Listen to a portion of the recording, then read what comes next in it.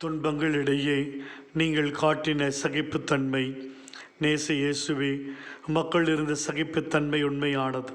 தாயின் கருவில் இருந்த வேளையில் தாய் மரியா தங்குவதற்கு இடம் கிடைக்காமல் அல்லாடின தருணத்திலே, சத்திரத்தில் கூட இட பற்றாக்குறையினால் மனம் சோர்ந்து போன வேளையிலே, கடைசியில் மாட்டுத் தொழுவம் கிடைத்த பொழுது கருவாகிய நீர் தாயோடு சேர்ந்து அத்தனையும் சகித்து கொண்டீர்.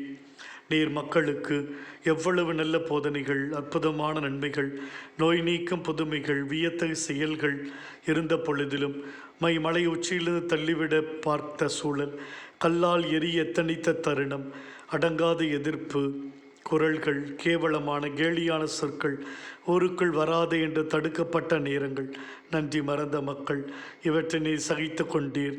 சிலுவை தண்டனை, ஓசன்னா பாடிய மக்கள் கூட்டம் இவனை சிலுவையில் அறையும் என்று கத்தின பொழுதும், முள்முடி தலையில் கொடூரமாய் வைக்கப்பட்ட பொழுதும், கசையடி, பாரமான சிலுவை, கூறிய ஆணிகள், ஊடுருவி ஈட்டி, எவ்வளவு பெரிய வேதனை எங்கள் மீட்புக்காக சகித்து கொண்டீர். ஆண்டவர், எங்களுடைய வாழ்விலும் எத்தனையோ விதமான பிரச்சனைகள், துன்பங்களை நாங்கள் சந்திக்கிறோம். நோயில் நாங்கள் உருவாகிற வழிகள், பொருளாதார நெருக்கடிகள், குடும்பத்தில் ஏற்படுகிற அனைத்து பிரச்சனைகள், சிக்கல்கள், இவற்றிலே நாங்கள் பொறுமையோடு வாழ எங்களுக்கு அருள் தாரும்.